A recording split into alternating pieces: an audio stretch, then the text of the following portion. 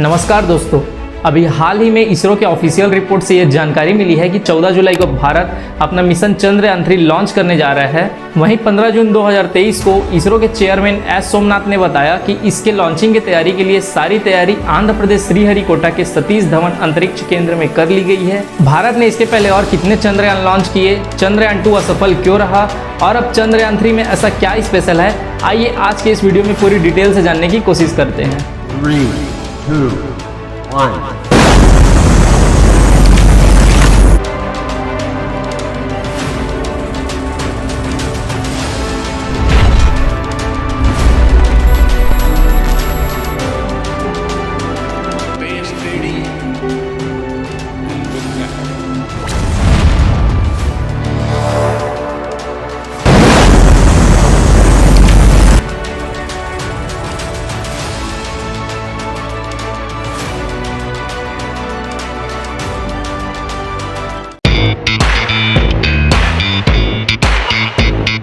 आज भी हर बार की तरह शुरू से शुरू करते हैं। साल था 1969 जब किसी इंसान ने पहली बार अंतरिक्ष और चांद पर अपना कदम रखा था। जी हाँ, हम बात कर रहे हैं अमेरिका के मिशन मून अपोलो 11 की। इसी मिशन में नील आर्मस्ट्रांग ऐसे पहले व्यक्ति थे जिन्होंने चांद पर अपना कदम रखा था।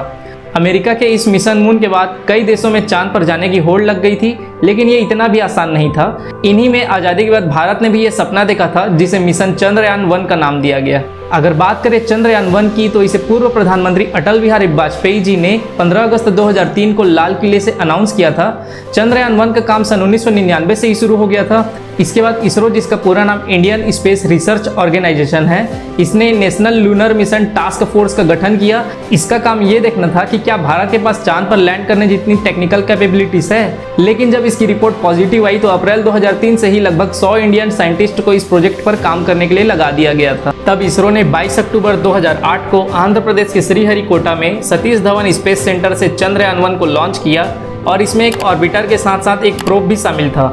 एक्चुअली एक स्पेस मिशन में एक साथ कई कंपोनेंट्स होते हैं। दोस्तों, एक स्पेस मिशन में सबसे पहले वो रॉकेट आते हैं जो एक स्पेस क्राफ्ट को अर्थ से स्पेस तक लेकर जाते हैं, जिसके बाद स्पेस क्राफ्ट अपने आप फंक्शन कर सकता है और रॉकेट डिटैच हो जाता है। इसके बाद आते हैं ऑर्बिटर, लैंडर और रोवर। ऑर्बिटर उसे कहते हैं जो चांद पर लैंड नहीं करता बल्कि उसी के चक्कर काटता रहता है और वापस इंफॉर्मेशन भेजता है। लैंडर, जैसे कि नाम से ही क्लियर है कि ये वो पार्ट होता है जो ऑर्बिटर से अलग होकर चांद की सतह पर लैंड करता है। अब इसके बाद आखिर में रोवर, ये वो रोबोट्स होते हैं जो चांद की सरफेस को एक्सप्लोर करते हैं। चंद्रयान 1 में भारत ने ऑर्बिटर और लैंडर के साथ साथ एक लूनर प्रोब भी भेज दिया था ताकि मून की सरफेस के बारे में डिटेल से जान सकें। पहले इसरो का प्लान सिर्फ ऑर्बिटर मिशन भेजने का ही था, लेकिन उस समय के राष्ट्रपति डॉक्टर APJ अब्दुल कलाम ने कहा कि जब कोई मिशन भेजा ही जा रहा है तो उसमें रोवर भी जरूर होना चाहिए। और ये सजेशन काफी अच्छा साबित हुआ, क्योंकि चंद्रयान 1 वो मिशन बना था जिसने चांद पर पानी की खोज की थी। इसके अलावा मून मैपिंग से लेकर एटमॉस्फेरिक प्रोफाइल और अन्य कई गैसों की भी खोज की थी। इस तरह चांद पर पहुंचने वाला भारत चौथा देश बन गया और यह मिशन सक्सेसफुल रहा। हालांकि 28 अगस्त 2009 को चंद्रयान 1 के ऑर्बिटर ने अपना कम्युनिकेशन खो दिया और ये मिशन वहीं पर ओवर हो गया। इसके बाद नंबर आता है चंद्रयान 2 का। इसमें भी एक ऑर्बिटर, एक लैंडर और एक रोवर भेजा गया। इसे विक्रम लैंडर कहा गया, जिसे विक्रम साराभाई के नाम पर दिया गया था, और प्रज्ञान रोवर कहा गया। इन सभी का निर्माण भारत में ही हुआ था। दरअसल चंद्रयान 2 की प्रोजेक्ट की नींव चंद्रयान 1 के लॉन्च होने से पहले ही डाल दी गई थी, जब इसरो और रशियन स्पेस एजेंसी ने साथ में काम करने के लिए एग्रीमेंट साइन किया था और इसे पूर्व प्रधानमंत्री मनमोहन सिंह जी ने 2008 में अप्रूव भी कर दिया था। स्पेसक्राफ्ट का डिज़ाइन भी अगस्त 2009 तक पूरा हो चुका था, तो प्लान ये था कि इस मिशन को जनवरी 2013 तक लॉन्च कर दिया जाए, लेकिन इसे 2016 तक डिले करना पड़ा क्योंकि रूस को लैंडर बनाना था, उसमें काफ़ी वक्त लग रहा था और उन्होंने अपने मार्स मिशन में जो लैंडर अपनाया था वह क्रैश हो गया था। उसी तरह का लैंडर वो भारत को भी देना चाहते थे, तो फिर इसरो ने खुद ही लैंडर डेवलप किया। मिशन चंद्रयान 2 का बजट लगभग 978 करोड़ तक का था। फाइनली श्रीहरिकोटा से ही चंद्रयान 2 को 22 जुलाई 2019 को लॉन्च किया गया, जो कि मून के साउथ पोल में लैंड होना था। लेकिन लैंडर ऑर्बिटर से डिटैच होने के बाद जब चंद्रमा से 6 किलोमीटर दूर था तो वह लगभग 200 किलोमीटर पर आवर की स्पीड से आगे जा रहा था, पर जब वह 5 किलोमीटर से कम दूरी तक पहुंचा तो लैंडर की स्पीड कंट्रोल करके 7 किलोमीटर पर आवर तक आना था। लेकिन 2.1 किलोमीटर की दूरी पर सॉफ्टवेयर ग्लिच के कारण लैंडर का कम्युनिकेशन टूट गया और वह क्रैश हो गया। इससे सारे इंडियंस को काफ़ी दुख हुआ था।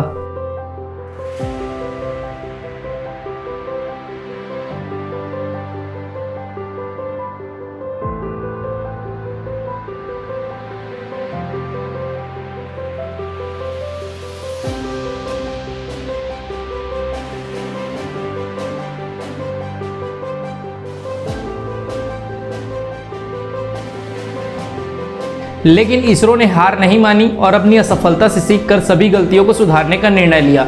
दोस्तों यहाँ आपको बता दें कि चंद्रयान 2 दुनिया का पहला मिशन था जिसे मून के साउथ पोल में भेजा जाना था और अब इसी एम को पूरा करने के लिए चंद्रयान 3 को मून के साउथ पोल में भेजा जा रहा है। दरअसल मून का साउथ पोल लगभग 4.5 किलोमीटर गहरे गड्ढों वाला हिस्सा है। देखा जाए तो यहाँ मौजूद गड्ढों पर अरबों साल से सनलाइट नहीं पहुँच पाई है, जिससे यहाँ का परमानेंट टेम्परेचर लगभग -267 डिग्री फ़ारेनहाइट के आसपास बना रहता है। और एक्सपर्ट्स की माने तो यहाँ ज़्यादा मात्रा में हाइड्रोजन होने के कारण ये अनुमान लगाया जाता है कि लगभग 100 मिलियन टन क्रिस्टलाइज्ड वाटर उपस्थित हो सकता है और अमोनिया, मीथेन, सोडियम, मर्क्यूरी और सिल्वर के इसेंशियल निशान भी पाए जा सकते हैं। इस चंद्रयान 3 का बजट लगभग 615 करोड़ बताया जा रहा है। इससे ज़्यादा तो आजकल हॉलीवुड के स्पेस रिलेटेड मूवी में भी खर्च हो जाते हैं। दरअसल इसरो कम खर्च में ही सफलतापूर्वक काम करने के लिए ज़्यादा प्रसिद्ध है।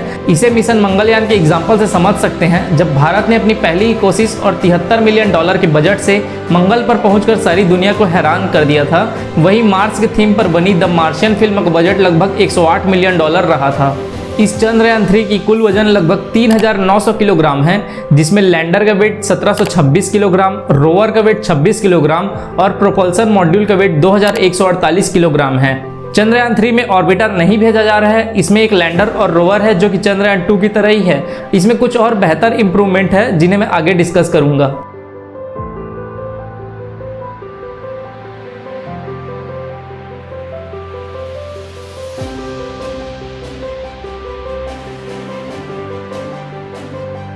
हालांकि यहाँ ध्यान देने वाली बात यह है कि चंद्रयान 2 में सिर्फ लैंडर ही क्रैश हुआ था, जबकि उसका ऑर्बिटर आज भी स्मूथली वहां मून के चक्कर लगा रहा है और साइंटिफिक डाटा कलेक्ट कर रहा है। इसलिए चंद्रयान 3 में ऑर्बिटर नहीं भेजा जा रहा है, क्योंकि चंद्रयान 2 के ऑर्बिटर का यूज चंद्रयान 3 में किया जाएगा। चलिए अब चंद्रयान 3 के तीनों कंपोनेंट को डिटेल से जानते हैं कि इसमें चंद्रयान 2 से क्या चीज़ें बेहतर है। सबसे पहले प्रोपल्सन मॉड्यूल के बारे में जानते हैं। ये एक बॉक्स जैसी संरचना होगी जिसमें एक साइड पर पावर के लिए सोलर पैनल लगाए गए हैं। इसके टॉप पर एक बड़ा सिलेंडर आकार का संरचना है जिसे इंटर मॉड्यूल एडाप्टर कोन कहा जाता है, जो कि लैंडर को माउंट व डिटैच करने के लिए है। साथ ही इसके डायरेक्शन व स्पीड को कंट्रोल करने के लिए मेन थ्रस्टर भी लगाए गए हैं। बेसिकली प्रोपल्सन मॉड्यूल का काम लैंडर को कैरी करके चांद के स्पेसिफिक एरिया तक ले जाना, लैंडर को लैंडिंग करने के लिए रेडी करना और ग्राउंड कंट्रोल कम्युनिकेशन के लिए रिले की तरह काम आना है।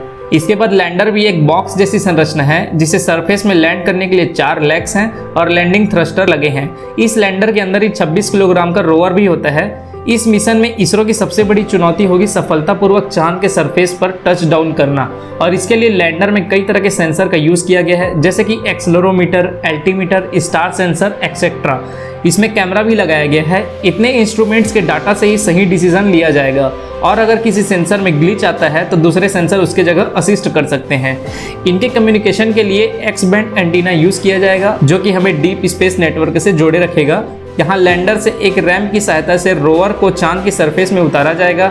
रोवर 6 चक्कों वाली एक आयताकार संरचना है जिसमें कई नेविगेशन कैमरा लगे हैं। रोवर सबसे पहले लैंडर को डाटा ट्रांसफर करेगा, लैंडर चांद के ऑर्बिट में मौजूद प्रोपल्सन मॉड्यूल को, और फिर वहां से वो data Indian deep space network के थ्रू हम तक पहुंच पाएगा।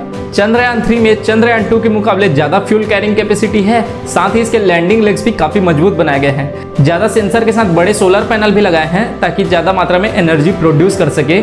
इसमें कुछ नए सॉफ्टवेयर भी लगे हैं जिससे लैंडर के लैंडिंग के समय अगर स्पॉट में कोई परेशानी आती है तो तुरंत उस स्पॉट को चेंज किया जा सकता है। इसके साथ कई साइंटिफिक इक्विपमेंट्स भी भेजे जाएंगे। इन इक्विपमेंट्स की मदद से चांद की सारी डिटेल्स को हासिल किया जा सकेगा। For the future ISRO Chandrayaan 4 और 5 की तैयारी में भी लगा हुआ है। इसके अलावा इसरो और भी कई प्रोजेक्ट की तैयारी में लगा हुआ है, जैसे कि आदित्य L1, जिसे सूरज की डीप एनालिसिस के लिए भेजा जाएगा। एक रिपोर्ट के अनुसार इसे भी अगस्त 2023 तक लॉन्च कर दिया जाएगा। इसके बाद एक एक्साइटिंग प्रोजेक्ट गगनयान भी है। गगनयान इसरो का वो स्पेशल प्रोजेक्ट है जिसमें एस्ट्रोनॉट्स बैठकर स्पेस तक जा सकेंगे। भेजे जाने वाले 4 एस्ट्रोनॉट्स पिछले कुछ वक्त से यूरोपियन स्पेस एजेंसी के साथ ट्रेनिंग में हैं। इसरो चीफ एस सोमनाथ के अनुसार साइंटिस्ट अभी वो मॉड्यूल रेडी करने में लगे हुए हैं जिसमें ये एस्ट्रोनॉट्स बैठकर स्पेस तक जाएंगे। देखा जाए तो भारत आज स्पेस की लिमिट्स को क्रॉस करने में लगा हुआ है, और ये पॉसिबल हुआ है पिछले कुछ सालों के बढ़ते हुए बजट से। जहां 2014 से पहले भारत का स्पेस बजट लगभग 6000 करोड़ तक था, वह 2023 तक बढ़कर 12,544 करोड़ तक हो गया है। इससे भारत वर्ल्ड की फास्टेस्ट ग्रोइंग इकोनॉमी बनने के साथ साथ स्पेस की टॉप स्पेस एजेंसीज में भी एक बन गई है। चंद्रयान से रिलेटेड ये जानकारी आपको कैसे लगी कमेंट करके जरूर बताइए और इसी तरह के इन्फॉर्मेटिव वीडियो के लिए हमारे चैनल को सब्सक्राइब करें।